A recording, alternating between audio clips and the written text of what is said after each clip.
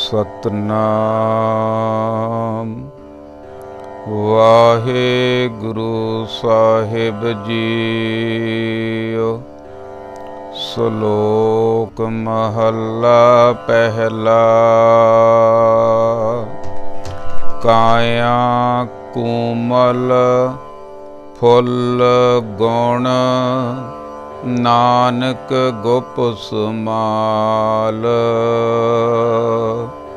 इन्नी फुल्ली रौ करे अबर के चुनिए हैं डाल। महला दूजा। नानक तिना बसंत है जिन घर बसया कंत। जिनके कंत दिशा पूरी से अहनस फिरह जलंत। पौड़ी। आपे बख्शे दया कर गुर सतगुर बचनी। अन दिन सेवी गुण रवा मन सच्चै रचनी। प्रभ मेरा बेअंत है अंत किने ना लखनी। सतगुर चरणी लग्गिया हर नाम नित जपनी। जो इच्छै सो फल पाएसी सब घरै बिच जचनी। जो इच्छै सो फल पाएसी सब घरै बिच जचनी। परम सत्कारयोग गुरु रूप गुरु प्यारी साध संगत जीओ। आओ मनां दियां बिरतियां करिए एकागर। करिए रसना पवित्र ते बोलिए सारे। वाहिगुरु जी का खालसा वाहिगुरु जी की फतेह। गुरमुख प्यारिओ, कोई पिछला अंकर प्रगट होया, कोई पिछला समा कोई चंगा ਜਿਹੜਾ ਕੋਈ ਕੀਤਾ, ਕੋਈ ਚੰਗਾ ਪੁੰਨ ਦਾਨ ਕੀਤਾ, ਸਮਾਂ ਅੱਗੇ ਆਇਆ ਤਾਂ ਆਪਾਂ ਨੂੰ ਕਲਯੁਗ ਦੇ ਭਿਆਨਕ ਸਮੇਂ ਦੇ ਵਿੱਚ ਸਤਸੰਗ ਕਰਨ ਦੀਆਂ ਅਮੋਲਕ ਘੜੀਆਂ ਪ੍ਰਾਪਤ ਹੋਈਆਂ। ਗੁਰਮੁਖ ਪਿਆਰਿਓ, ਅੱਜ ਬਸੰਤ ਪੰਚਮੀ ਦਾ ਦਿਹਾੜਾ। ਬਸੰਤ ਰੁੱਤ ਜਦੋਂ ਆਉਂਦੀ ਆ ਬੜੀਆਂ ਖੁਸ਼ੀਆਂ ਖੇੜੇ ਲੈ ਕੇ ਆਉਂਦੀ ਆ। ਭਾਰਤ ਦੀ ਧਰਤੀ ਇਸੇ ਕਰਕੇ ਮਹਾਨ ਆ ਕਿ ਇੱਥੇ 12 ਰੁੱਤਾਂ ਆਉਂਦੀਆਂ। ਤਕਰੀਬਨ 2-2 ਮਹੀਨੇ ਬਾਅਦ ਰੁੱਤਾਂ ਬਦਲਦੀਆਂ ਜਾਂਦੀਆਂ। ਕੁਦਰਤ ਦੇ ਨਾਲ ਜੁੜਨ ਦਾ ਸਾਰਾ ਸਾਲ ਮਨੁੱਖ ਨੂੰ ਭਾਰਤ ਦੇ ਵਿੱਚ ਖਾਸ ਕਰਕੇ ਪੰਜਾਬ ਦੇ ਵਿੱਚ ਮੌਕਾ ਮਿਲਦਾ। ਸਿਆਲ ਦੀ ਰੁੱਤ ਖਤਮ ਹੋਈ ਆ, ਠੰਡ ਖਤਮ ਹੋਈ ਆ।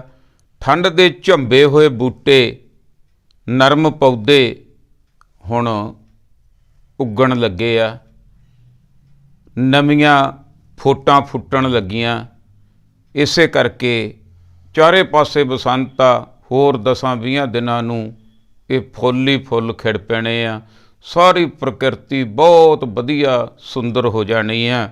ਜਿਹੜੇ ਕੁਦਰਤ ਦੇ ਪ੍ਰੇਮੀ ਆ ਉਹ ਆਨੰਦ ਲੈਣਗੇ, ਉਹ ਫੁੱਲਾਂ ਨੂੰ ਦੇਖਣਗੇ, ਫੁੱਲ ਨੂੰ ਸਮਝਣਗੇ ਇਹ ਕਿਵੇਂ ਪੈਦਾ ਹੋਇਆ, ਕਿੱਥੋਂ ਇਹਦੀ ਖੁਸ਼ਬੂ ਆਈ, ਕਿਵੇਂ ਇਹਦੀਆਂ ਪੱਤੀਆਂ ਬਣੀਆਂ, ਕਿੰਨੀਆਂ ਇਹ ਮੁਲਾਇਮ ਪੱਤੀਆਂ।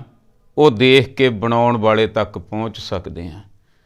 ਫੁੱਲ ਨੂੰ ਕਿਸੇ ਨੇ ਪੁੱਛਿਆ, ਫੁੱਲਾ ਬਹੁਤ ਸੋਹਣਾ, ਕਹਿੰਦਾ ਮੈਂ ਡੰਡੀ ਦਾ ਕਰਕੇ ਆ। ਡੰਡੀ ਨੂੰ ਪੁੱਛਿਆ, ਕਹਿੰਦੀ ਮੈਂ ਜੜ੍ਹਾਂ ਦਾ ਕਰਕੇ ਆ। ਜੜ੍ਹਾਂ ਨੂੰ ਪੁੱਛਿਆ, ਕਹਿੰਦਾ ਧਰਤੀ ਦਾ ਕਰਕੇ ਆ। ਧਰਤੀ ਨੂੰ ਪੁੱਛਿਆ, ਕਹਿੰਦੀ ਪਾਣੀ ਦਾ ਕਰਕੇ ਆ। ਪਾਣੀ ਨੂੰ ਪੁੱਛਿਆ, ਕਹਿੰਦਾ ਮੈਂ ਪਰਮਾਤਮਾ ਦਾ ਕਰਕੇ, ਵਾਹਿਗੁਰੂ ਦਾ ਕਰਕੇ ਆ। ਇਸ ਕਰਕੇ ਬਾਹਰਲੀ ਪ੍ਰਕਿਰਤੀ ਖਿੜਦੀ ਆ ਇਹ ਬਸੰਤ ਦੇ ਵਿੱਚ, ਪਰ ਸਾਨੂੰ ਅੰਦਰਲੀ ਪ੍ਰਕਿਰਤੀ ਖਿਡਾਉਣ ਬਾਰੇ ਵੀ ਸਮਝਾਇਆ ਜਾ ਰਿਹਾ ਹੈ, ਕਿਉਂਕਿ ਗੁਰਬਾਣੀ ਦਾ ਵਾਕ ਹੈ ਗੁਰਮੁਖ ਪਿਆਰਿਓ, ਜੋ ਬ੍ਰਹਮੰਡੇ ਸੋਈ ਪਿੰਡੇ, ਜੋ ਖੋਜੈ ਸੋ ਪਾਵੈ। ਗੁਰੂ ਦਾ ਅਰਥ ਹੁੰਦਾ ਗੂ ਤੋਂ ਭਾਵ ਹਨੇਰਾ, ਰੂ ਤੋਂ ਭਾਵ ਚਾਨਣ ਕਰ ਦੇਣ ਵਾਲਾ। ਗੁਰਬਾਣੀ ਇਸ ਜਗ ਮਹਿ ਚਾਨਣ, ਕਰਮ ਬਸੈ ਮਨ ਆਏ। ਗੁਰਬਾਣੀ ਪ੍ਰਕਾਸ਼ ਕਰ ਦਿੰਦੀ ਹੈ, ਚਾਨਣ ਕਰ ਦਿੰਦੀ ਹੈ, ਅੰਦਰੋਂ ਖੜਾਓ ਪੈਦਾ ਕਰ ਦਿੰਦੀ ਹੈ, ਅੰਦਰੋਂ ਆਨੰਦ ਪੈਦਾ ਕਰ ਦਿੰਦੀ ਹੈ। ਅਤੇ ਆਹ ਸਮਾਂ ਜਿਹੜਾ ਬਸੰਤ ਦਾ, ਇਹ ਬੜਾ ਸੋਹਣਾ ਸਮਾਂ ਨਾਮ ਜਪਣ ਦਾ, ਪਰਮਾਤਮਾ ਵੱਲ ਨੂੰ ਚੱਲਣ ਦਾ, ਵਾਹਿਗੁਰੂ ਨੂੰ ਜਾਣਨ ਦਾ, ਉਹਦੀ ਸੱਚੀ ਭਗਤੀ ਕਰਨ ਦਾ ਬਹੁਤ ਸੋਹਣਾ ਸਮਾਂ। ਸੋ ਇਹ ਬਸੰਤ ਕਿਹਨਾਂ ਦੇ ਅੰਦਰ ਆਉਂਦੀ ਹੈ? ਭਾਵ ਪਹਿਲਾਂ ਤਾਂ ਸਾਨੂੰ ਇਹ ਇੰਨਾ ਕੁ ਸਮਝ ਲੈਣਾ ਚਾਹੀਦਾ ਵੀ ਬਾਹਰੋਂ ਬਹੁਤ ਸੋਹਣਾ ਮੌਸਮ ਆ, ਬੜੇ ਫੁੱਲ ਖਿੜੇ ਆ, ਬੜੇ ਬਾਜੇ ਵੱਜਦੇ ਆ, ਬੜਾ ਸੋਹਣਾ ਮੌਸਮ, ਸਾਰਾ ਕੁਛ ਹੈ, ਪਰ ਅੰਦਰੋਂ ਮਨੁੱਖ ਨੂੰ ਕਿਤੇ ਖਬਰ ਆ ਜਾਵੇ ਵੀ ਤੇਰੇ ਬੱਚੇ ਦਾ ਐਕਸੀਡੈਂਟ ਹੋ ਗਿਆ, ਕੋਈ ਗੱਲਬਾਤ ਹੋ ਗਈ, ਸੱਟਾਂ ਵੱਜੀਆਂ, ਕੋਈ ਵੀ ਕਿਸੇ ਤਰ੍ਹਾਂ ਦੀ ਬੁਰੀ ਖਬਰ ਆ ਜਾਵੇ, ਇੱਕਦਮ ਉਹਨੂੰ ਸਾਰਾ ਬਾਹਰਲਾ ਸਾਰਾ ਕੁਝ ਭੁੱਲ ਜਾਂਦਾ।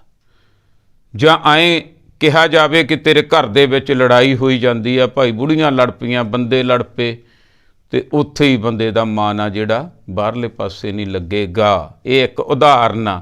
ਦੂਜੇ ਪਾਸੇ ਕੁਝ ਵੀ ਨਹੀਂ ਹੋਏਗਾ, ਬੰਦਾ ਖੇਤ ਬੈਠਾ ਹੋਊਗਾ, ਮੋਢੇ 'ਤੇ ਕਹੀ ਆ, ਹੱਥ 'ਚ ਦਾਤੀ ਆ, ਤੁਰਿਆ ਆਉਂਦਾ, ਅਤੇ ਘਰੋਂ ਕਿਤੇ ਥੱਕਿਆ ਹੰਭਿਆ ਟੁੱਟਿਆ ਸਾਰੀ ਦਿਹਾੜੀ ਕੰਮ ਕਰਕੇ ਮਜ਼ਦੂਰ ਆਉਂਦਾ ਜਾਂ ਜ਼ਿਮੀਂਦਾਰ ਆਉਂਦਾ, ਕਿਰਤੀ ਕੰਮ ਆ, ਕੋਈ ਵੀ ਆਉਂਦਾ, ਸਾਈਕਲ 'ਤੇ ਆ ਰਿਹਾ, ਅਤੇ ਉਹਨੂੰ ਘਰੋਂ ਖਬਰ ਮਿਲ ਗਈ ਵੀ ਤੇਰੇ ਭਾਈ ਮੁੰਡਾ ਹੋਇਆ, ਅਤੇ ਫਿਰ ਉਹ ਟੱਲੀਆਂ ਉਹਦੀਆਂ ਕਿਵੇਂ ਵੱਜਦੀਆਂ, ਉਹ ਸਾਈਕਲ ਹੀ ਕਿਵੇਂ ਰੇਂਜ ਰੋਵਰ ਬਣਦੀ ਆ, ਫਿਰ ਉਹੀ ਜਾਣ ਸਕਦਾ। ਕਹਿਣ ਤੋਂ ਭਾਵ ਗੁਰਮੁਖ ਪਿਆਰਿਓ, ਬਸੰਤ ਅੰਦਰ ਆ, ਖੁਸ਼ੀਆਂ ਖੇੜੇ ਅੰਦਰ ਆ, ਬਾਹਰਲਾ ਮੌਸਮ ਬਹੁਤ ਸੋਹਣਾ। ਸਾਰਿਆਂ ਨੂੰ ਬਸੰਤ ਪੰਚਮੀ ਦੀਆਂ ਭਾਈ ਮੇਰੇ ਵੱਲੋਂ ਵਧਾਈਆਂ ਵੀ ਹੋਣ। ਵਾਹਿਗੁਰੂ ਅੱਗੇ ਇਹੀ ਅਰਦਾਸ ਕਰਦੇ ਆ ਕਿ ਸਾਰਿਆਂ ਨੂੰ ਸੱਚੇ ਪਾਤਸ਼ਾਹ ਤੰਦਰੁਸਤੀ ਬਖਸ਼ੀ, ਖੁਸ਼ੀਆਂ ਖੇੜੇ ਆਨੰਦ ਬਖਸ਼ੀ।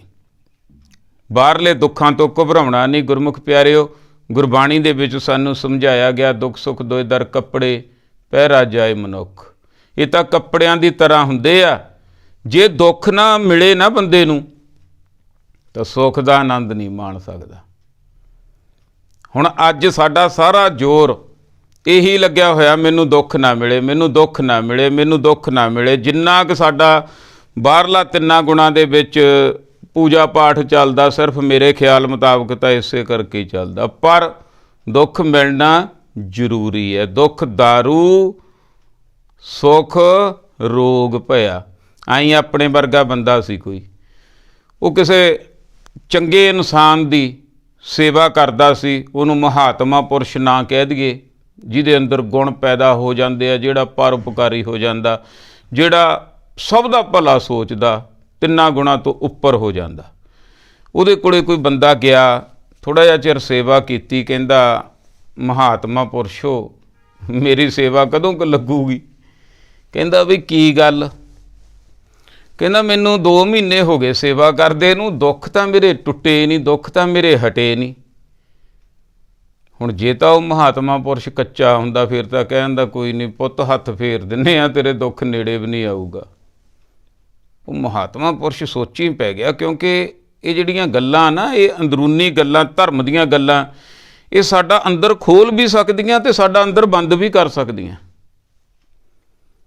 ਅਤੇ ਉਹਨੇ ਕਿਹਾ ਵੀ ਇਹਨੂੰ ਸਾਰੀ ਉਮਰ ਦਾ ਕਿਵੇਂ ਕੁਛ ਗੱਲਾਂ ਜਿਹੜੀਆਂ ਸਮਝਾਈਆਂ ਨਹੀਂ ਜਾ ਸਕਦੀਆਂ ਜਾਂ ਆਪੋ ਆਪਣੀਆਂ ਨੀਤੀਆਂ ਹੁੰਦੀਆਂ, ਉਹ ਮਹਾਤਮਾ ਨੇ ਨੀਤੀ ਮੁਤਾਬਕ, ਆਪਣੀ ਸਕੀਮ ਮੁਤਾਬਕ ਉਹਨੂੰ ਸਮਝਾਇਆ। ਕਹਿੰਦਾ ਕੋਈ ਨਾ, ਕਿਸੇ ਦਿਨ ਫੇਰ ਦੱਸੂ। ਦੂਜੇ ਤੀਜੇ ਦਿਨ ਉਹ ਨਾ ਲੈ ਗਿਆ ਉਹਨੂੰ ਸਮੁੰਦਰ ਦੇ ਵਿੱਚ। ਸਮੁੰਦਰ ਦੇ ਵਿੱਚ ਲੈ ਗਿਆ ਅਤੇ ਚੱਪੂ ਮਾਰ ਕੇ ਐਂ ਲੰਘੇ ਜਾਂਦੇ ਆ, ਤੁਰੇ ਜਾਂਦੇ ਆ। ਕਹਿੰਦਾ ਵੀ ਮੱਲਾ ਐਂ ਕਰ, ਕਹਿੰਦਾ ਹਾਂਜੀ। ਕਹਿੰਦਾ ਇੱਕ ਚੱਪੂ ਮੈਨੂੰ ਫੜਾ ਦੇ। ਕਹਿੰਦਾ ਲਓ ਜੀ। ਉਹਨੇ ਇੱਕ ਚੱਪੂ ਫੜਿਆ ਅਤੇ ਆਪਣੀ ਕਿਸ਼ਤੀ 'ਚ ਰੱਖ ਲਿਆ। ਕਹਿੰਦਾ ਲੈ ਵੀ ਇੱਕ ਨਾ ਤੁਰਿਆ ਚੱਲ। ਹੁਣ ਇੱਕ ਚੱਪੂ ਮਾਰੇ, ਕਿਸ਼ਤੀ ਨੇ ਗੋਲ ਘੁੰਮਣਾ, ਗੋਲ ਗੋਲ ਘੁੰਮੀ ਗਈ। ਕਹਿੰਦਾ ਜੀ ਦੂਜਾ ਚੱਪੂ ਦਿਓ ਮੈਨੂੰ, ਵੀ ਆਪਾਂ ਨਿਕਲੀਏ, ਆਪਾਂ ਤਾਂ ਫਸ ਜਾਵਾਂਗੇ, ਆਪਾਂ ਤਾਂ ਫਸ ਗਏ, ਆਪਾਂ ਪਾਰ ਕਿਵੇਂ ਜਾਵਾਂਗੇ। ਕਹਿੰਦਾ ਨਹੀਂ ਨਹੀਂ, ਇੱਕ ਨਹੀਂ ਪਾਰ ਹੋ ਜਾਵਾਂਗੇ। ਮਹਾਤਮਾ ਪੁਰਸ਼ ਕਹਿਣ ਲੱਗੇ, ਕਹਿੰਦਾ ਜੀ ਨਹੀਂ ਨਹੀਂ, ਉਹ ਦੂਜਾ ਚੱਪੂ ਦਿਓ। ਕਹਿੰਦਾ ਆ ਲੈ ਚੱਪੂ, ਹੁਣ ਇਹ ਚੱਪੂ ਦੁੱਖ ਦਾ, ਲੈਣਾ ਤਾਂ ਦੇਖ ਲਾ, ਜੇ ਨਹੀਂ ਲੈਣਾ ਤਾਂ ਦੇਖ ਲਾ। ਕਹਿੰਦਾ ਜੀ ਦਿਓ। ਅਤੇ ਫਿਰ ਉੱਥੇ ਸਮਝਾਇਆ ਵੀ ਕਾਕਾ ਦੁੱਖ ਸੁੱਖ ਦੋ ਇੱਧਰ ਕੱਪੜੇ, ਪਹਿਰਾ ਜਾਏ ਮਨੁੱਖ। ਅਤੇ ਇਹ ਤਾਂ ਆਉਂਦੇ ਜਾਂਦੇ ਹੀ ਰਹਿੰਦੇ ਆ ਸਰੀਰਕ ਦੁੱਖ ਤਾਂ, ਇਹ ਤਾਂ ਕਿਤੇ ਢਿੱਲਾ ਮੱਠਾ ਵੀ ਹੋਣਾ, ਅਤੇ ਕਦੇ ਇਹਨੇ ਘੋੜੇ ਨੇ ਬਿਮਾਰ ਵੀ ਹੋਣਾ, ਕਦੇ ਕਿਵੇਂ ਹੋਣਾ। ਇਹ ਤਾਂ ਘੋੜਾ ਕਿਹਾ ਗਿਆ। ਗੱਲ ਕੀ ਹੈ, ਅੰਦਰੋਂ ਅੰਦਰੋਂ ਆਨੰਦ ਆਵੇ, ਅੰਦਰੋਂ ਸਾਡੀ ਰੂਹ ਤ੍ਰਿਪਤ ਹੋ ਜਾਵੇ, ਦੁੱਖਾਂ ਕਲੇਸ਼ਾਂ ਤੋਂ, ਕਲ ਤੋਂ ਸਾਡੀ ਮੁਕਤੀ ਹੋ ਜਾਵੇ। ਇਹੀ ਮਕਸਦ ਆ ਸਾਡਾ। ਸੋ ਗੁਰਮੁਖ ਪਿਆਰਿਓ, ਆਓ ਸਤਿਗੁਰੂ ਸੱਚੇ ਪਾਤਸ਼ਾਹ ਫੇਰ ਸਾਰਿਆਂ ਨੂੰ ਤੰਦਰੁਸਤੀਆਂ ਬਖਸ਼ਣ, ਚੜ੍ਹਦੀਆਂ ਕਲਾਂ ਬਖਸ਼ਣ, ਆਨੰਦ ਬਖਸ਼ਣ। ਬਸ ਮੇਰਾ ਤਾਂ ਇਹੀ ਅਰਦਾਸ ਆ ਵਾਹਿਗੁਰੂ ਅੱਗੇ। ਆਓ ਹੁਣ ਆਪਣੀਆਂ ਸੁਰਤੀਆਂ ਬਿਰਤੀਆਂ ਇੱਧਰਲੇ ਪਾਸੇ ਨੂੰ ਲੈ ਕੇ ਆਈਏ ਕਿ ਧੰਨ ਸ੍ਰੀ ਗੁਰੂ ਗ੍ਰੰਥ ਸਾਹਿਬ ਜੀ ਸੱਚੇ ਪਾਤਸ਼ਾਹ ਆਪਾਂ ਨੂੰ ਬਸੰਤ ਬਾਰੇ ਅੱਜ ਕੀ ਸਮਝਾ ਰਹੇ ਹਨ। ਕਿਉਂਕਿ ਆਪਣੀਆਂ ਤਾਂ ਗੱਲਾਂ ਹੀ ਆ ਨਾ, ਮੇਰਾ ਤਾਂ ਮੂਹਰੇ ਤਾਂ ਜਿਹੜਾ ਹੈਗਾ ਇਹ ਤਾਂ ਭੂਮਿਕਾ ਬੰਨਣ ਦਾ ਹੀ ਆ ਵੀ ਮਨ ਟਿਕ ਜਾਣ। ਗੱਲ ਕੀ ਹੈ, ਗੱਲ ਮੈਂ ਵੀ ਗੁਰੂ ਦੀ ਮੈਂ ਵੀ ਸੁਣਨੀ ਹੈ ਅਤੇ ਤੁਸੀਂ ਸਾਰਿਆਂ ਨੇ ਵੀ ਸੁਣਨੀ ਹੈ। ਭਾਵ ਆਪਾਂ ਸਾਰਿਆਂ ਨੇ ਸੁਣਨਾ ਗੁਰੂ ਪਾਤਸ਼ਾਹ ਜੀ ਕੀ ਫਰਮਾਨ ਕਰ ਰਹੇ ਹਨ। ਜਿਹੜਾ ਸ਼ਬਦ ਆਪਾਂ ਸਰਵਣ ਕੀਤਾ, ਇਹ ਬਾਰ ਸੂਹੀ ਕੀ, ਸ਼ਲੋਕ ਮਹੱਲਾ ਤੀਜਾ।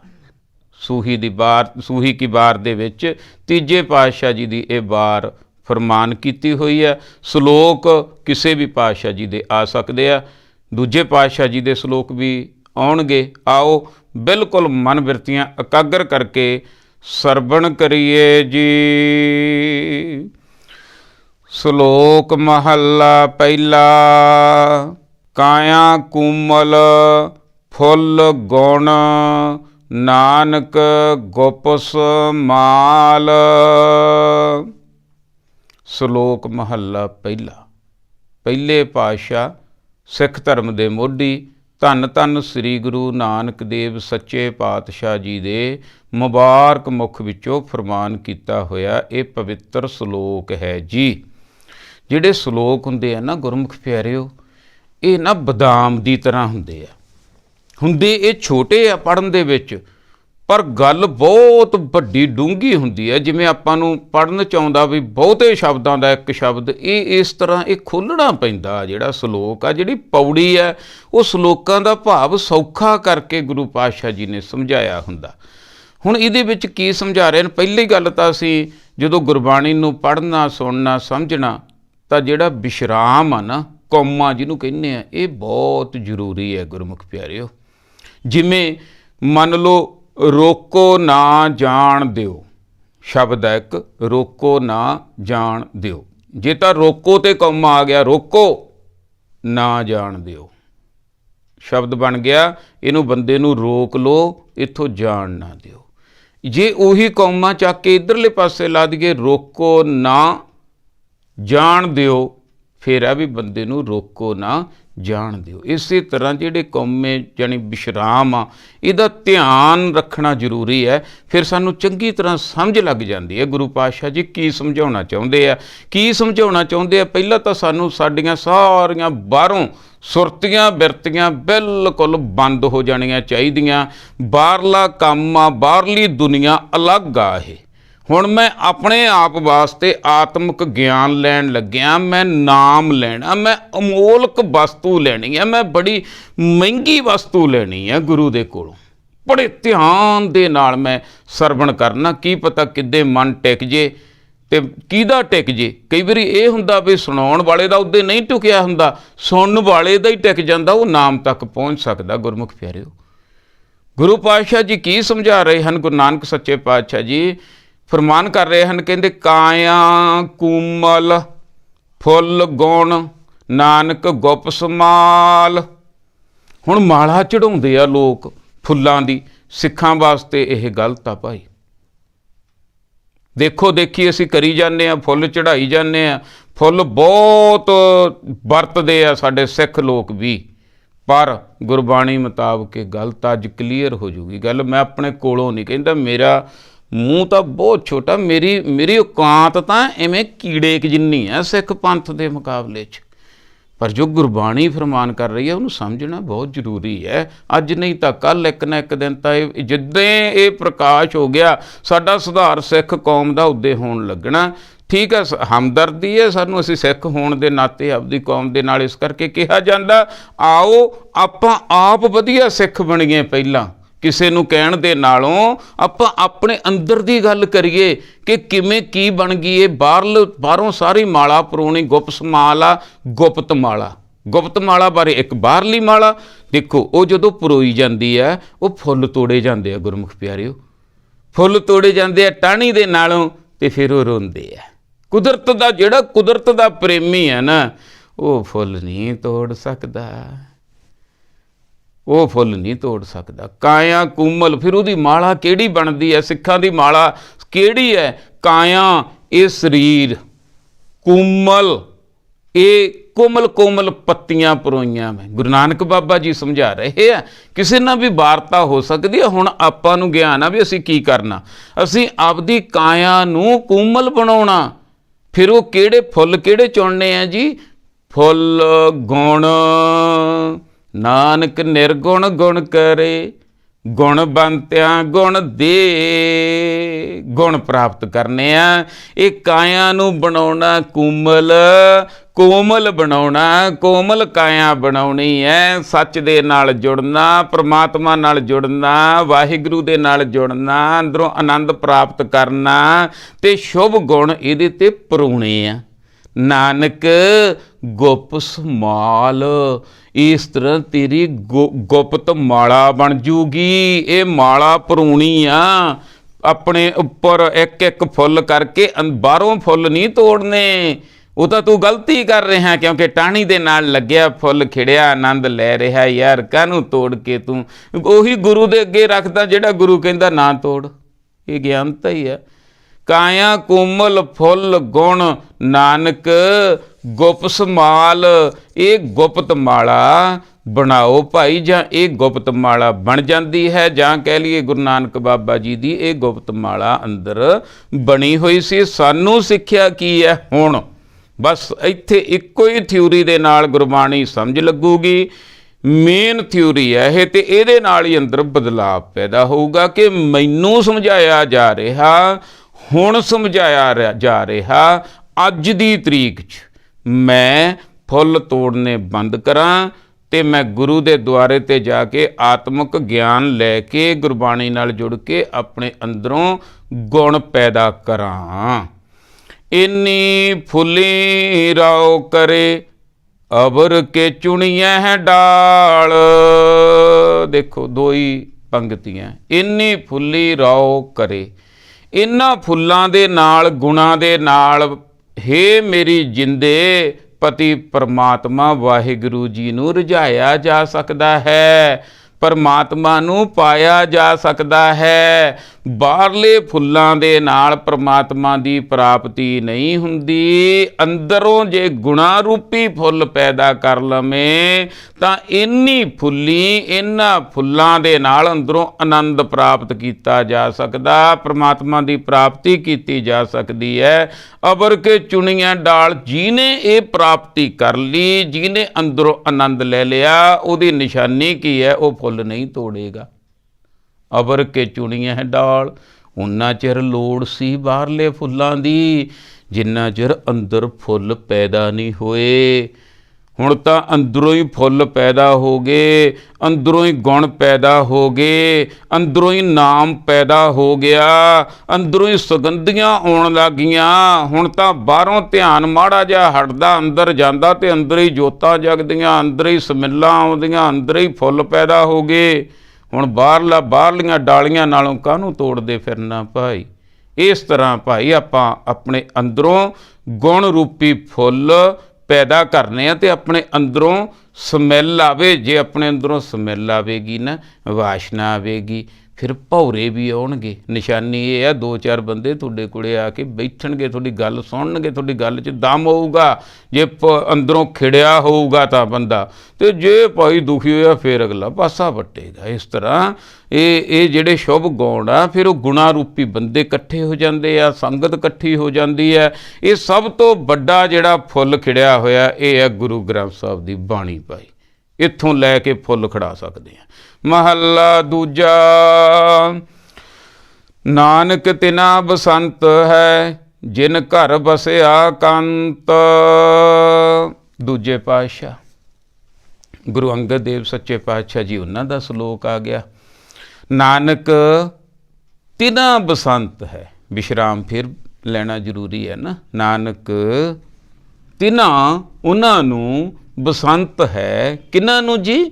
ਜਿਨ ਘਰ ਵਸਿਆ ਕੰਤ, ਜਿਨ੍ਹਾਂ ਦਾ ਹਿਰਦਾ ਘਰ ਬਸ ਗਿਆ, ਜਿਨ੍ਹਾਂ ਨੇ ਪ੍ਰਮਾਤਮਾ ਦੀ ਪ੍ਰਾਪਤੀ ਕਰ ਲਈ। ਪ੍ਰਮਾਤਮਾ ਦੀ ਪ੍ਰਾਪਤੀ ਦਾ ਮਤਲਬ ਹੈ ਸ਼ੁਭ ਗੁਣ ਅੰਦਰ ਪੈਦਾ ਹੋ ਗਏ, ਉਹ ਉੱਪਰਲੀ ਅਵਸਥਾ ਦੇ ਵਿੱਚ ਪਹੁੰਚ ਗਏ, ਉਹ ਤਿੰਨਾਂ ਖੰਡਾਂ ਵਿੱਚ ਦੀ ਲੰਘ ਕੇ ਨਿਘਾ ਲਿਆ ਆਪਣੇ ਆਪ ਨੂੰ। ਆਪਣੇ ਆਪ ਦੀ ਘਾੜਤ ਘਟਦੇ ਘਟਦੇ ਪਹਿਲਾਂ ਉਹਨਾਂ ਨੇ ਸੱਚੇ ਧਰਮ ਨੂੰ ਸਮਝ ਲਿਆ, ਕਿਉਂਕਿ ਉਨਾ ਚਿਰ ਤਾਂ ਚੱਲਿਆ ਹੀ ਨਹੀਂ ਜਾ ਸਕਦਾ। ਕਬੀਰ ਜਹਾਂ ਗਿਆਨ ਤਹਿ ਧਰਮ ਹੈ। ਗੁਰੂ ਦੇ ਨਾਲ ਜੁੜੇ ਤਾਂ ਸੱਚੇ ਧਰਮ ਦਾ ਪਤਾ ਲੱਗਿਆ।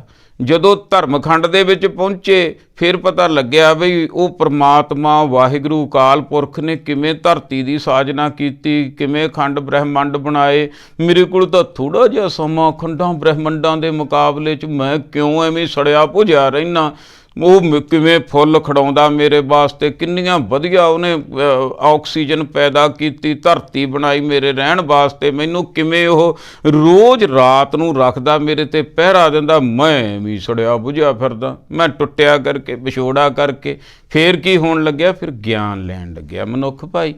ਜਦੋਂ ਗਿਆਨ ਖੰਡ ਦੇ ਵਿੱਚ ਪਹੁੰਚ ਗਿਆ, ਫਿਰ ਆਪਣੇ ਗਿਆਨ ਖੰਡ ਦੇ ਵਿੱਚ ਪਹੁੰਚ ਕੇ ਨਾ ਆਪਣੀ ਜਿਹੜੀ ਹਉਮੈ ਆ ਉਹ ਟੁੱਟਣੀ ਸ਼ੁਰੂ ਹੋ ਜਾਂਦੀ ਹੈ। ਨਹੀਂ ਤਾਂ ਬੰਦੇ ਨੇ ਆਪਣੀ ਦੁਨੀਆ ਵਸਾਈ ਆ, ਮਿਸਟਰ ਰਾਈਟ ਬਣ ਜਾਂਦਾ ਵੀ ਮੈਂ ਠੀਕ ਆ, ਮੈਂ ਠੀਕ ਆ, ਮੈਂ ਠੀਕ ਆ। ਜਦੋਂ ਬਾਹਰਲਿਆਂ ਨਾਲ ਵਾਹ ਪੈਂਦਾ, ਕਿਤੇ ਆਪ ਤੋਂ ਵੱਡਿਆਂ ਨਾਲ ਵਾਹ ਪੈਂਦਾ, ਫਿਰ ਟੁੱਟਦੀ ਆ ਹਉਮੈ ਵੀ। ਹੋ ਮੈਂ ਤਾਂ ਬਹੁਤ ਥੋੜ੍ਹਾ, ਬਹੁਤ ਛੋਟਾ।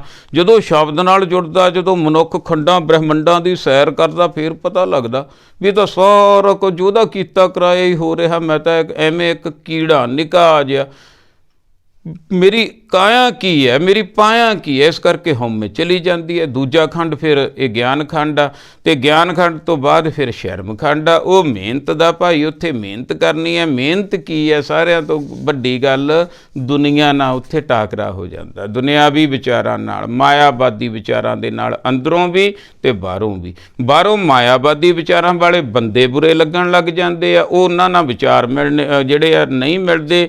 ਜਦੋਂ ਆਪਣੀ ਘਾੜਤ ਮਨੁੱਖ ਘਟਦਾ, ਲੋਕ ਅਗਲਾ ਕਹਿੰਦਾ ਐਂ ਹੋ ਗਿਆ, ਐਂ ਹੋ ਗਿਆ, ਐਂ ਹੋ ਗਿਆ। ਫਿਰ ਜਿਹੜਾ ਭਾਈ ਲੋਕਾਂ ਦੀ ਨਹੀਂ ਸੁਣਦਾ, ਲੋਗਨ ਕੀ ਜਿਹੜੀ ਹੈ ਵਡਿਆਈਆਂ ਅੱਗੀ ਸੇਤੀ ਜਾਲ ਉੱਧਰ ਨੂੰ ਕਰ ਦਿੰਦਾ ਵੀ ਦੁਨੀਆ ਨੂੰ ਪਤਾ ਹੀ ਨਹੀਂ, ਮੈਂ ਤਾਂ ਬਸ ਗੁਰੂ ਦੇ ਲੜ ਲੱਗ ਗਿਆ, ਉਹ ਭਾਈ ਨਿਕਲ ਜਾਂਦਾ। ਜਦੋਂ ਆਪ ਦਾ ਆਪ ਸਵਾਰ ਲੈਂਦਾ, ਉੱਥੇ ਘਾੜਤ ਘੜੀ ਜਾਂਦੀ ਹੈ। ਫਿਰ ਉਦੋਂ ਅੱਗੇ ਦਾ ਜਿਹੜਾ ਖੰਡ ਆ, ਸ਼ਰਮ ਖੰਡ ਤੋਂ ਬਾਅਦ, ਮਿਹਨਤ ਤੋਂ ਬਾਅਦ ਕਰਮ ਖੰਡ, ਬਖਸ਼ਿਸ਼ ਦਾ ਖੰਡ, ਫਿਰ ਸੱਚਖੰਡ। ਅਤੇ ਜਦੋਂ ਸੱਚਖੰਡ ਵਾਲੀ ਅਵਸਥਾ ਦੇ ਵਿੱਚ ਆ, ਫਿਰ ਕੰਤ ਨਾਲ ਆ, ਆਤਮਾ ਅਤੇ ਪਰਮਾਤਮਾ ਦਾ ਮਿਲਾਪ ਆ, ਅੰਦਰੋਂ ਹੀ ਬਸੰਤ ਆ। ਨਾਨਕ ਤਿਨਾ ਬਸੰਤ ਹੈ, ਜਿਨ ਘਰ ਬਸਿਆ ਕੰਤ। ਜਿਹੜੇ ਗੁਰਮੁਖ ਪਿਆਰੇ ਬਾਹਰਲੇ ਕੰਮਾਂ ਨੂੰ ਛੱਡ ਕੇ, ਕਰਮ ਕਾਂਡਾਂ ਨੂੰ ਛੱਡ ਕੇ ਆਪਣੇ ਅੰਦਰ ਨੂੰ ਚਲੇ ਜਾਂਦੇ ਹਨ, ਆਪਣੇ ਆਪ ਦੀ ਘਾੜਤ ਕੱਢ ਲੈਂਦੇ ਹਨ, ਉਹਨਾਂ ਦੇ ਹਿਰਦੇ ਘਰ ਵਿੱਚ ਆ ਕੇ ਕੰਤ ਪਰਮਾਤਮਾ ਜੀ ਬਸ ਜਾਂਦੇ ਹਨ। ਜਿਨ ਕੇ ਕੰਤ ਦਿਸ਼ਾ ਪੂਰੀ, ਸੇ ਅਹਨਸ ਫਿਰਹਿ ਜਲੰਤ। ਦੂਜੇ ਪਾਸੇ ਭਾਈ ਜਿਨ੍ਹਾਂ ਨੇ ਤਾਂ ਇਹ ਆਪਣਾ ਹੱਥੀਂ ਆਪਣਾ ਆਪੇ ਹੀ ਕਾਜ ਸਵਾਰੀ ਹੈ। ਦੇਖੋ ਗੁਰਮੁਖ ਪਿਆਰਿਓ, ਐਂ ਨਹੀਂ ਕਿਹਾ ਜਾ ਸਕਦਾ ਵੀ ਯਾਰ ਤੂੰ ਭੋਜਨ ਛਕਣ ਚੱਲਿਆ ਜਾਂ ਮੇਰਾ ਵੀ ਛਕਿਆ, ਵੀ ਇੱਕ ਜਾਣਾ ਜਾਵੇ ਪਰਿਵਾਰ 'ਚੋਂ ਭੋਜਨ ਛਕ ਕੇ ਬਾਕੀਆਂ ਦਾ ਵੀ ਛਕਿਆ ਵੇ। ਨਹੀਂ ਗੁਰਮੁਖ ਪਿਆਰਿਓ, ਇਸ ਕਰਕੇ ਆਤਮਿਕ ਭੋਜਨ ਆ, ਸਾਨੂੰ ਆਪ ਨੂੰ ਹੀ ਛਕਣਾ ਪੈਣਾ। ਇਹ ਆਪਣ ਹੱਥੀਂ ਆਪਣਾ ਆਪੇ ਹੀ ਕਾਜ ਸਵਾਰਿਆ। ਉਹ ਤਾਂ ਆਨੰਦਿਤ ਜੀਵਨ ਬਤੀਤ ਕਰਦੇ ਆ ਭਾਈ, ਜਿਹੜੇ ਕੰਤ ਜਿਨ੍ਹਾਂ ਦੇ ਵਸ ਜਾਂਦਾ ਹਿਰਦੇ ਦੇ ਵਿੱਚ ਆ ਕੇ। ਜਿਹੜੇ ਗੁਰੂ ਨਾਲ ਨਹੀਂ ਜੁੜਦੇ, ਗੁਰਬਾਣੀ ਤੋਂ ਵਾਂਝੇ ਰਹਿ ਜਾਂਦੇ ਆ, ਫਿਰ ਉਹਨਾਂ ਦੀ ਹਾਲਤ ਅੰਦਰਲੀ ਕੈਸੀ ਹੁੰਦੀ ਹੈ। ਜਿਨ ਕੇ ਕੰਤ ਦਿਸ਼ਾਪੁਰੀ, ਉਹਨਾਂ ਦੇ ਕੰਤ, ਉਹਨਾਂ ਦੇ ਗੁਣ ਅੰਦਰ ਪ੍ਰਗਟ ਨਹੀਂ ਹੁੰਦੇ, ਉਹਨਾਂ ਦਾ ਪਤੀ ਪਰਮੇਸ਼ਰ ਆ ਜਿਹੜਾ ਅੰਦਰ ਆਉਂਦਾ ਨਹੀਂ, ਮਿਲਾਪ ਵਾਲੀ ਅਵਸਥਾ ਨਹੀਂ ਬਣਦੀ, ਅਤੇ ਵਿਛੋੜੇ ਦੇ ਵਿੱਚੋਂ ਫਿਰ ਆਪਾਂ ਅੱਗੇ ਵੀ ਸਮਝਦੇ ਹਾਂ ਵੀ ਦੁੱਖ ਪੈਦਾ ਹੁੰਦੇ ਆ। ਜਿਨ ਕੇ ਕੰਤ ਦਿਸ਼ਾਪੁਰੀ, ਬਾਹਰ ਆ ਚਲੇ ਜਾਂਦੇ ਆ, ਪ੍ਰਦੇਸ਼ ਆ ਸੇ ਅਹਨਸ ਫਿਰਹਿ ਜਲੰਤ, ਉਹ ਅਹਨਸ ਦਿਨ ਰਾਤ ਜਲਦੇ ਰਹਿੰਦੇ ਹਨ। ਆਹ ਨਿਸ਼ਾਨੀ ਹੈ ਭਾਈ। ਜਿਹੜੇ ਤਾਂ ਗੁਰੂ ਨਾਲ ਜੁੜ ਕੇ ਨਾਮ ਤੱਕ ਪਹੁੰਚ ਗਏ, ਉਹਨਾਂ ਦਾ ਤਾਂ ਅੰਦਰ ਹੋ ਜਾਂਦਾ ਤਪਤ ਕੜਾਹਾ ਬੁਝ ਗਿਆ, ਗੁਰ ਸੀਤਲ ਨਾਮ ਦਿਓ। ਜਿਹਨੇ ਗੁਰੂ ਕੋਲੇ ਬੈਠਾ ਹੀ ਨਹੀਂ, ਬਾਹਰਲਾ ਕੰਮ ਛੱਡੇ ਹੀ ਨਹੀਂ, ਅੰਦਰ ਨੂੰ ਗਿਆ ਹੀ ਨਹੀਂ, ਅਸਲ ਧਰਮ ਨੂੰ ਸਮਝਿਆ ਹੀ ਨਹੀਂ, ਪੰਜ ਖੰਡਾਂ ਵਿੱਚ ਦੀ ਸੁਰਤ ਨੰਗਾਈ ਹੋਈ ਨਹੀਂ, ਉਹ ਫੇਰ ਕੀ ਹੁੰਦਾ ਨਿਸ਼ਾਨੀ, ਉਹਦੇ ਤੇ ਜਲਦੇ ਆ ਉਹਦੇ, ਕਿਉਂਕਿ ਭਟਕਣਾ ਅੰਦਰੋਂ ਹੀ ਬੰਦਾ ਕੜਾਹਾ ਜਿਵੇਂ ਉੱਬਲ ਰਿਹਾ ਭਾਈ, ਫਿਰ ਉਹ ਅੰਦਰੋਂ ਇਹ ਹਾਲਤ ਰਹਿ ਜਾਂਦੀ ਹੈ ਭਾਈ। ਜੇ ਗੁਰੂ ਨਾਲ ਜੁੜ ਜਾਂਗੇ ਤਾਂ ਅੰਦਰ ਸ਼ਾਂਤੀ ਆ ਜੂਗੀ। ਨਾਮੀ ਆ ਜਿਹੜੇ ਉਹ ਸ਼ਾਂਤ ਹੁੰਦੇ ਆ, ਉਹ ਆਨੰਦਿਤ ਅਵਸਥਾ ਦੇ ਵਿੱਚ ਹੁੰਦੇ ਆ, ਜਿਨ੍ਹਾਂ ਦੇ ਅੰਦਰ ਬਸੰਤ ਆ ਗਈ। ਦੇਖੋ ਗੁਰਮੁਖ ਪਿਆਰਿਓ, ਜੇ ਤਾਂ ਆ ਗਏ ਗੁਣ, ਫਿਰ ਤਾਂ ਔਗਣ ਆਊਟ। ਔਗਣ ਆਉਂਦੇ ਹੀ ਦੇਖੋ ਹਨੇਰਾ ਤੇ ਚਾਨਣ, ਦੋ ਚੀਜ਼ਾਂ। ਜਿੱਥੇ ਹਨੇਰੇ ਦੀ ਕੋਈ ਹੋਂਦ ਨਹੀਂ, ਜਿੱਥੇ ਚਾਨਣ ਨਹੀਂ ਹੈ ਉੱਥੇ ਹਨੇਰਾ ਹੋਣਾ। ਜਿੱਥੇ ਚਾਨਣ ਆ ਗਿਆ ਹਨੇਰਾ ਆਟੋਮੈਟਿਕ ਗਾਇਬ। ਗੁਰਬਾਣੀ ਇਸ ਜਗ ਮੈਂ ਚਾਨਣ ਕਰਮ ਵਸੈ ਮਨ ਆਏ। ਜਦੋਂ ਅੰਦਰ ਚਾਨਣ ਚਲਿਆ ਗਿਆ ਹਨੇਰਾ ਅਗਿਆਨਤਾ ਦਾ ਗਾਇਬ। ਜਦੋਂ ਗੁਣ ਆ ਗਏ ਬਾਕੀ ਸਭ ਕੁਝ ਗਾਇਬ। ਜਦੋਂ ਪ੍ਰਮਾਤਮਾ ਪਤੀ ਪ੍ਰਗਟ ਹੋ ਗਏ, ਜਬ ਹਮ ਹੋਤੇ ਤਬ ਤੂੰ ਨਾਹੀਂ, ਅਬ ਤੂੰ ਹੀ ਮੈਂ ਨਾਹੀਂ, ਉਹਨਾਂ ਦੀ ਜਲਨ ਖਤਮ ਹੋ ਜਾਂਦੀ ਹੈ ਭਾਈ। ਪੌੜੀ ਆਪੇ ਬਖਸ਼ੇ ਦਇਆ ਕਰ, ਗੁਰ ਸਤਿਗੁਰ ਬਚਨੀ। ਹੁਣ ਇੱਥੇ ਤੱਕ ਦੇਖੋ ਕਿੰਨੀ ਵਧੀਆ ਗੁਰਬਾਣੀ ਦੀ ਬਣਤਰ ਹੈ ਗੁਰਮੁਖ ਪਿਆਰਿਓ। ਇੱਥੇ ਤੱਕ ਦੋਨੇ ਚੀਜ਼ਾਂ ਐਨ ਸਮਝਾ ਦਿੱਤੀਆਂ ਭਾਈ। ਜੇ ਤੂੰ ਨਾਮ ਨਾਲ ਜੁੜ ਜਾਏਗਾ ਤਾਂ ਆਨੰਦ ਪ੍ਰਾਪਤ ਕਰੇਗਾ, ਨਹੀਂ ਜਲਦਾ ਮਚਦਾ ਰਹੇਗਾ, ਅੰਦਰੋਂ ਉਹੀ ਆ ਜੂਨੀਆਂ 'ਚ ਪੈਂਦਾ ਫਿਰੇਗਾ, ਸਾਰਾ ਕੁਝ ਤੇਰਾ ਬੇਕਾਰ ਜਾ ਰਿਹਾ, ਇਹ ਆਨੰਦ ਨਹੀਂ ਤੂੰ ਪ੍ਰਾਪਤ ਕਰਦਾ। ਤਾਂ ਹੁਣ ਉਹ ਆਨੰਦ ਕਿੱਥੋਂ ਪ੍ਰਾਪਤ ਹੁੰਦਾ? ਆਨੰਦ ਭਇਆ ਮੇਰੀ ਮਾਏ ਸਤਿਗੁਰੂ ਮੈਂ ਪਾਇਆ। ਨਾਮ ਕਿੱਥੋਂ ਪ੍ਰਾਪਤ ਹੁੰਦਾ? ਆਪਣੇ ਆਪਣੇ ਗੁਰੂ ਤੋਂ। ਹਿੰਦੂ ਵੀਰ ਆਪਣੇ ਗੁਰੂ ਤੋਂ ਨਾਮ ਪ੍ਰਾਪਤ ਕਰ ਲੈਣ ਭਾਈ, ਮੁਸਲਮਾਨ ਵੀਰ ਆਪਣੇ ਗੁਰੂ ਤੋਂ ਨਾਮ ਪ੍ਰਾਪਤ ਕਰ ਲੈਣ ਭਾਈ, ਤੇ ਸਿੱਖ ਵੀਰ ਆਪਣੇ ਗੁਰੂ ਤੋਂ, ਗੁਰੂ ਗ੍ਰੰਥ ਸਾਹਿਬ ਜੀ ਤੋਂ ਨਾਮ ਪ੍ਰਾਪਤ ਕਰ ਲੈਣ ਭਾਈ। ਇਹੀ ਹੋ ਸਕਦਾ ਹੁਣ, ਮਤਲਬ ਚੰਗੇ ਹੋ ਜਾਣਾ, ਗੁਣ ਧਾਰਨ ਕਰ ਲੈਣੇ। ਹੁਣ ਸਾਡੇ ਵਾਸਤੇ ਕੀ ਸਮਝਾਇਆ ਜਾ ਰਿਹਾ, ਆਓ ਫਿਰ ਬਿਰਤੀਆਂ ਲੈ ਕੇ ਆਈਏ ਉੱਥੇ ਹੀ ਵੀ ਉਹ ਨਾਮ ਤਾਂ ਹੁਣ ਮੈਨੂੰ ਵੀ ਚਾਹੀਦਾ, ਮੇਰੇ ਅੰਦਰ ਵੀ ਤਪਦਾ ਕੜਾਹਾ। ਮਹਾਰਾਜ ਸੱਚੇ ਪਾਤਸ਼ਾਹ ਮੈਨੂੰ ਐਂ ਦੱਸੋ ਵੀ ਨਾਮ ਮਿਲਦਾ ਕਿੱਥੋਂ ਆ ਤੇ ਕਿਵੇਂ ਆ? ਕਹਿੰਦੇ ਆਪੇ ਬਖਸ਼ੇ ਦਇਆ ਕਰ। ਜੇ ਤੂੰ ਗੁਰੂ ਦੇ ਕੋਲ ਬੈਠੇਗਾ, ਗੁਰੂ ਦਇਆ ਕਰਕੇ ਤੈਨੂੰ ਬਖਸ਼ ਦੇਵੇਗਾ। ਕਿਵੇਂ ਜੀ? ਆਈ ਮੱਥਾ ਟੇਕ ਕੇ ਹੀ ਕਿਤੇ ਐਂ ਮਿਲ ਜੂਗਾ? ਨਹੀਂ ਨਹੀਂ ਨਹੀਂ ਨਹੀਂ ਭਾਈ, ਇਹ ਭੁਲੇਖਾ। ਫਿਰ ਕਿੱਥੋਂ ਕਿਵੇਂ ਮਿਲੂਗਾ ਜੀ?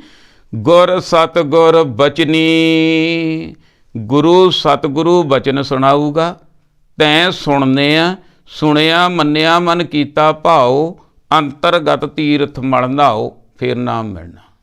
ਸਤਿਗੁਰੂ ਦੇ ਬਚਨਾਂ 'ਚ ਨਾਮ ਆ, ਆਤਮਿਕ ਗਿਆਨ ਆ, ਨਿਕਲਿਆ ਨਾ ਆਤਮਿਕ ਗਿਆਨ ਬਰਾਬਰ ਨਾਮ। ਸਤਿਗੁਰੂ ਦੇ ਬਚਨ ਕੀ ਹੈ? ਆਤਮਿਕ ਗਿਆਨ। ਕੀ ਮਿਲਦਾ? ਨਾਮ। ਕਿੱਥੋਂ? ਸਤਿਗੁਰੂ ਦੇ ਬਚਨਾਂ ਤੋਂ। ਅਨ ਦਿਨ ਸੇਵੀ ਗੁਣ ਰਵਾ, ਮਨ ਸੱਚੈ ਰਚਨੀ। ਹੁਣ ਕਿੰਨਾ ਕੁ ਚਿਰ ਸੁਣਨੇ ਪੈਣਗੇ ਜੀ? ਨਹਾਉਣਾ ਰੋਜ਼ ਆ ਭਾਈ ਬਾਹਰੋਂ? ਹਾਂਜੀ ਰੋਜ਼ ਨਹਾਉਣਾ, ਨਹਾਤੇ ਬਿਨਾਂ ਤਾਂ ਮੈਂ ਕੰਮ ਤੇ ਹੀ ਨਹੀਂ ਜਾਂਦਾ। ਮੇਰਾ ਮਾਲਕ ਗੁੱਸੇ ਹੁੰਦਾ ਵੀ ਜੇ ਮੈਂ ਨਾ ਨਹਾਵਾਂ ਤਾਂ। ਅਤੇ ਫਿਰ ਅੰਦਰਲੇ ਮਾਲਕ ਨੂੰ ਖੁਸ਼ ਕਰਨਾ ਤਾਂ ਭਾਈ ਨਹਾ ਧੋ ਕੇ ਬਾਹਰਲਾ ਇਸ਼ਨਾਨ ਪਾਣੀ ਕਰਕੇ ਉਸ ਤੋਂ ਬਾਅਦ ਆਤਮਿਕ ਇਸ਼ਨਾਨ ਵੀ ਕਰਨਾ, ਇਹ ਵੀ ਜ਼ਰੂਰੀ ਹੈ। ਬਾਹਰਲਾ ਮਾਲਕ ਜੇ ਨਹਾਉਣ ਨਾਲ ਖੁਸ਼ ਹੁੰਦਾ, ਬੋਦੀਆਂ ਚੋਪੜ ਨਾਲ ਚੰਗੀ ਪੱਗ ਪੁੱਗ ਬੰਨ੍ਹ ਕੇ ਤਿਆਰ ਹੋ ਕੇ ਜਾਨਾ, ਰੋਜ਼ ਘੰਟਾ ਲਾਉਣਾ, ਤਾਂ ਅੰਦਰ ਬਾਰੇ ਕਦੇ ਸੋਚਿਆ? ਅੰਦਰਲੇ ਮਾਲਕ ਨੂੰ ਖੁਸ਼ ਕੀਤਾ।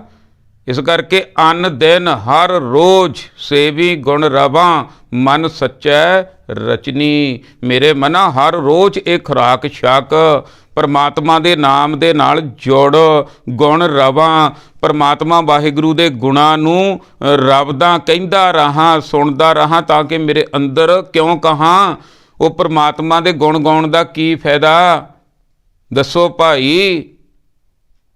ਜੇ ਸਭ ਮਿਲ ਕੇ ਆਖਣ ਪਾਹੇ, ਵੱਡਾ ਨਾ ਹੋਵੇ ਘਾਟ ਨਾ ਜਾਏ। ਚਾਹੇ ਗੁਣ ਗਾ ਲਓ, ਚੰਗਾ ਚੰਗਾ ਕਹਿ ਲਓ ਤਾਂ ਉਹਨੇ ਵੱਡਾ ਨਹੀਂ ਹੋਣਾ, ਮਾੜਾ ਮਾੜਾ ਕਹਿ ਲਓ ਤਾਂ ਉਹਨੇ ਛੋਟਾ ਨਹੀਂ ਹੋਣਾ। ਫਿਰ ਫਾਇਦਾ ਕੀ ਹੈ? ਫਾਇਦਾ ਇਹ ਹੈ ਵੀ ਉਹਨੂੰ ਵੱਡਾ ਵੱਡਾ ਕਹਿੰਦਾ ਕਹਿੰਦਾ ਮਨੁੱਖ ਆਪ ਦਾ ਮਨ ਛੋਟਾ ਛੋਟਾ ਹੁੰਦਾ ਜਾਂਦਾ, ਇੱਕ ਦਿਨ ਜ਼ੀਰੋ ਹੋ ਜਾਂਦਾ ਤੇ ਮੈਂ ਤੋਂ ਤੂੰ ਹੋ ਜਾਂਦਾ। ਜਬ ਹਮ ਹੋਤੇ ਤਬ ਤੂੰ ਨਾਹੀਂ, ਅਬ ਤੂੰ ਹੀ ਮੈਂ ਨਾਹੀਂ। ਸੱਚਾ ਰਚਨੀ ਪ੍ਰਭ ਮੇਰਾ ਬੇਅੰਤ ਹੈ, ਅੰਤ ਕਿਨੈ ਨਾ ਲਖਨੀ। ਮੇਰਾ ਪ੍ਰਭੂ, ਮੇਰਾ ਵਾਹਿਗੁਰੂ, ਮੇਰਾ ਅਕਾਲ ਪੁਰਖ ਹੁਣ ਮੇਰੇ ਤੇ ਆ ਗਿਆ। ਮੇਰਾ ਉਹ ਮੇਰਾ, ਮੈਂ ਲੈਣਾ, ਮੈਂ ਮਿਹਨਤ ਕਰਨੀ ਆ, ਮੈਂ ਟੁੱਟਿਆ ਉਹ ਤੋਂ। ਉਹ ਤਾਂ ਬੇਅੰਤ ਗੁਣਾਂ ਦਾ ਮਾਲਕ ਆ। ਅੰਤ ਕਿਨੇ ਨਾ ਲਖਨੀ, ਉਹਦਾ ਅੰਤ ਕੋਈ ਨਹੀਂ ਪਾ ਸਕਦਾ। ਸਤਿਗੁਰ ਚਰਣੀ ਲੱਗਿਆ, ਹਰ ਨਾਮ ਨਿਤ ਜਪਨੀ। ਸਤਿਗੁਰੂ ਦੇ ਚਰਨਾਂ ਨੂੰ ਸਿੱਖਾ ਤੂੰ ਲੱਗਣਾ ਰੋਜ਼। ਹਰ ਰੋਜ਼ ਅੰਮ੍ਰਿਤ ਵੇਲੇ ਨਹਾ ਧੋ ਕੇ ਗੁਰੂ ਦੇ ਬਚਨਾਂ ਨੂੰ ਨਿਤਨੇਮ ਵਾਂਗੂ ਸੁਣਨ ਲੱਗ ਜਾ।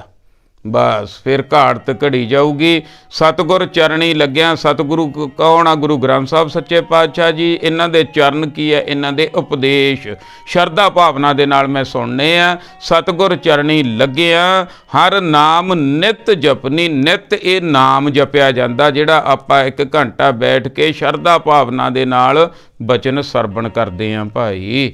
ਜੋ ਇੱਛਾ ਸੋ ਫਲ ਪਾਏ ਸੀ, ਸਭ ਘਰੈ ਵਿੱਚ ਜਚਨੀ। ਜਿਹੜੀ ਵੀ ਇੱਛਾ ਚਾਹੁੰਨਾ ਸਿੱਖਾ, ਜੋ ਵੀ ਚਾਹੁੰਨਾ। ਹੁਣ ਸਿੱਖ ਚਾਹੂ ਕੀ?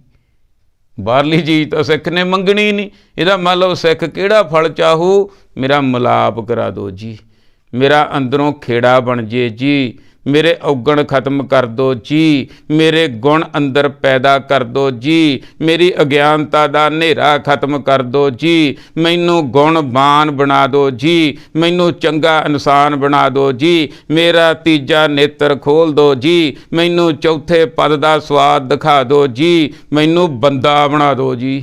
ਇਹੀ ਕਹੂ ਨਾ, ਜੋ ਇੱਛਾ ਹੈ ਸੋ ਫਲ ਪਾਏ ਸੀ। ਇੱਥੋਂ ਉਹੀ ਫਲ ਪ੍ਰਾਪਤ ਹੁੰਦਾ ਜੋ ਇੱਛਾ ਕਰਦਾ। ਪਹਿਲਾਂ ਆਪਣੇ ਅੰਦਰ ਇੱਛਾ ਪੈਦਾ ਕਰਨੀ ਆ, ਮਾਇਆ ਤੋਂ ਉੱਪਰ ਉੱਠ ਕੇ, ਤਿੰਨਾਂ ਗੁਣਾਂ ਤੋਂ ਉੱਪਰ ਉੱਠ ਕੇ, ਕਿ ਨਾਮ ਦਾ ਫਲ, ਮਿਲਾਪ ਦਾ ਫਲ ਮੈਨੂੰ ਦੇ ਦਿਓ ਜੀ, ਕਿਣਕਾ ਦੇ ਦਿਓ ਜੀ। ਤੇ ਪਾਏ ਸੀ ਸਭ ਘਰੈ ਵਿੱਚ ਜਚਨੀ। ਤੇ ਘਰੇ ਬੈਠੇ ਹੀ ਹਿਰਦੇ ਘਰ ਵਿੱਚ, ਕਿਉਂਕਿ ਬਾਹਰ ਭਟਕਣਾ ਦੇ ਵਿੱਚ ਤਾਂ ਮਿਲਦਾ ਨਹੀਂ ਨਾਮ। ਉੱਥੇ ਤੁਰ ਗਿਆ, ਉੱਥੇ ਤੁਰ ਗਿਆ, ਉੱਥੇ ਤੁਰ ਗਿਆ, ਉੱਥੇ। ਇਹ ਤਿੰਨਾਂ ਗੁਣਾਂ ਦੇ ਵਿੱਚ ਸਾਰਾ ਕੁਝ ਹੋ ਰਿਹਾ ਭਾਈ, ਜਿਹੜਾ ਬਾਹਰਲਾ ਕੰਮ ਹੋ ਰਿਹਾ। ਜਿੱਦੇ ਨਾਮ ਵੱਲ ਨੂੰ ਮਨੁੱਖ ਨੇ ਚੱਲਣਾ, ਜਿੱਦੇ ਆਤਮਿਕ ਗਿਆਨ ਵੱਲ ਨੂੰ ਚੱਲਣਾ, ਉੱਦੇ ਐਨ ਟਿਕ ਕੇ ਪਹਿਲਾਂ ਬੈਠਣਾ ਪਊਗਾ।